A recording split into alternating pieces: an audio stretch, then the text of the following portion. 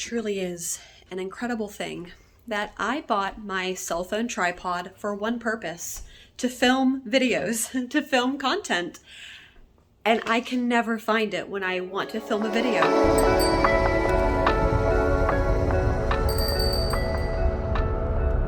Hi, babies. You're so pretty. Hey, you guys. I'm Ariel Wilder, and this is my writing channel. Sorry, it's been a while. And if you're new, then welcome. This is my little corner of the internet. Basically, this channel is following me writing my very first draft of my very first book that I am going to publish. So in my previous and only video that I've posted, I set a challenge for myself that I wanted to write my first draft beginning to end in 5 months. Now, the reason I wanted to finish it in 5 months that I did not state at the time is that I was about 3 months pregnant. I know how I am. I know how horrifically I procrastinate. And I knew that if I didn't finish my draft in some way, shape, or form by the time my baby got here, that with postpartum and really just everything, learning to take care of a baby, I did not trust myself to pick up my draft in the middle or 3/4 of the way through and then see the whole thing through to the end. I was really worried that I would get stalled and just let it sit there in a state of not being complete and that I would have nothing to really go back and work with. I was really concerned that I might stop right there if I was just in a bad headspace postpartum and I didn't know how long that might stay. You just never know, especially with your first baby. Yeah, so that raises the question, did I finish the draft in 5 months? Yes and no. For me, in my head, the idea I had for finishing a first draft was that I had a beginning and a middle and an end. Did I get some world building in there? Do I have a good idea of my characters? Do I have anything that I could show to someone else to just show them what I've been writing? You know, could I show them the chapter 1 and chapter 2 and get a little bit of feedback, even if the rest of it wasn't quite ready to show somebody? I really wanted something that would give me a complete idea, even if that meant that some chapters never got written. It was more, okay, this is what needs to happen in this chapter. That was more my mental framework for my first draft. We're gonna have to pause for a second. My cat is using her litter box. She's under this table over here because I didn't want it in the kitchen. So now there's no good place for her litter box. So it's over here. It's over here. The candy doesn't sit there either. The candy is just a prop. It's just for show. The candy goes over there. Happy Halloween, by the way. It's October 31st. I never said that, but it is October 31st. And we have no plans. Well, okay, so I have a bunch of candy. We do want to pass it out to the kids on the street. But have y'all noticed, I feel like no one trick-or-treats anymore. Granted, we're in the South, and there's a lot of places in the South that houses are like a little further apart, and a lot of those people don't pass out candy. And so I know a lot of us growing up packed up and carpooled to the rich neighborhoods and walked around those neighborhoods because they had all the good candy too. And all the houses were like a lot closer together. We would basically drive to suburbia. None of my friends lived in suburbia. We all lived on farms. So we were farm kids and we would pack it up and drive to those neighborhoods and we'd trick or treat our little hearts out. Anyway, yeah.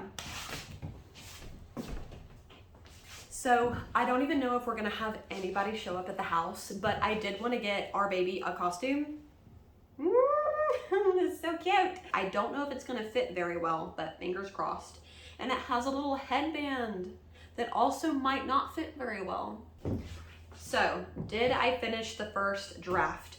I would say yes. There is a storyline completed. Most of it is written. I say no because some of those chapters that I never fleshed out, I realized while I was writing that draft that it really wasn't the story that I wanted to tell. I didn't realize it precisely when I was writing it. I think I realized it when I had finished writing it a few weeks before I had my baby. And I was just sitting and mulling over the plot in my head, going back through and reading what I had written, mulling over it some more, and eventually I realized it just was not the story I wanted to tell. So that's why I say no. I'm gonna be so transparent with you guys. While I was writing it, I did get influenced by what I was currently reading, and I wasn't expecting that to happen because I thought I had a pretty clear idea for my vision. I straight up got rizzed. I got rizzed by A Court of Thorns and Roses. I got rizzed really hard by that. Oh gosh, and there was something else I had read. I really enjoyed them, but it was something about I had wound up with protagonists that mostly sat around, but they really did not do much of anything. And originally, I wanted so much more of an adventure. I wanted characters that were going to travel my world. So you would get the world building not through conversational exposition, but them seeing it and interacting with it. I think I started writing it, and then I kind of went in a romantasy direction, which is wild considering the first book isn't a romance. So I don't really know. I don't know what happened. Yeah, so did I write the draft? I did. I wrote the draft, but when I finished writing it, I really didn't like it. So that's that. Sorry, that's the answer. So that raises the question, where do we go from here? Or where do I go from here? And the answer is I'm rewriting it. I'm rewriting the whole thing. And it's very freeing, actually. It's a very freeing feeling. I was getting really locked in, almost feeling bored with my own story because I just didn't really know what to do with it anymore. But now I'm at a point where literally the entire world, my world is my oyster. I can explore any parts of it I want to. The second write around, the second draft, I just started pantsing. And I'm not a pantser, I'm more of a plotter. But I just started pantsing because I realized I didn't know what I wanted to do, honestly, at all anymore. Like, I knew the idea, but I didn't know how to execute it. And I just started writing, and places just sprang into existence, and characters sprang into existence. So yeah, that's kind of that.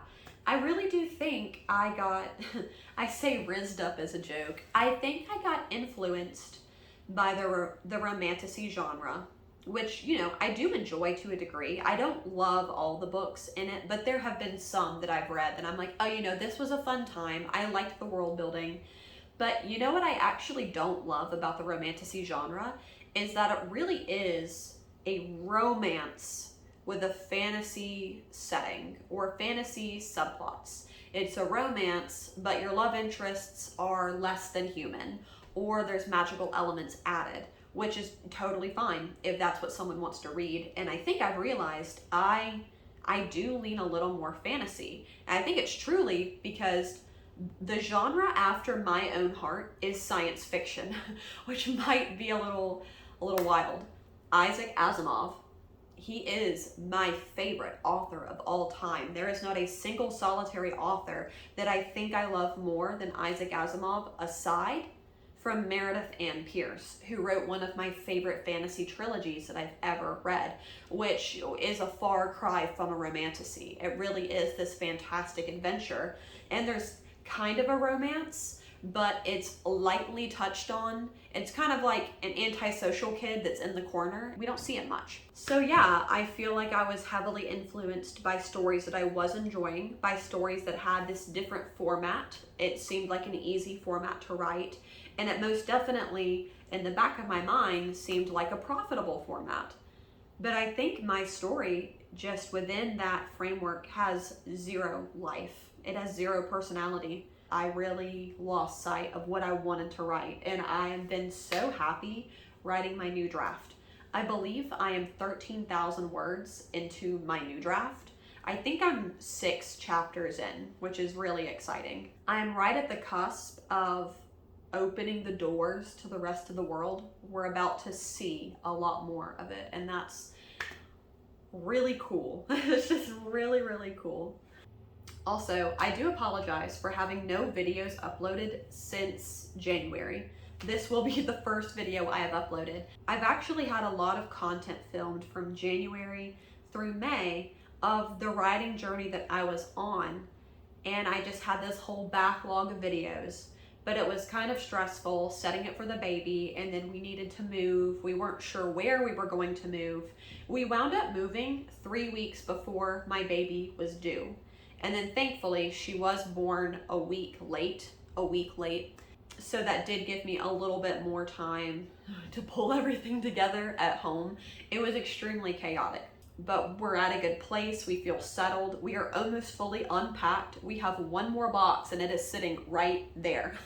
One more box to unpack, which is beautiful. We have the floors refinished. We have a lot of furniture set up where we think we want it. It's fabulous. So the book haul, I'm very excited. We set up our bookshelves. I'll have to give y'all a bookshelf tour another day. But we set up our bookshelves, and then we went to Barnes & Noble for a friend's birthday.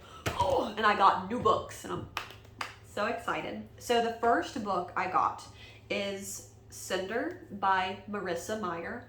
I think I'm one of the only people on the planet who is really into the YA dystopian and didn't read this book.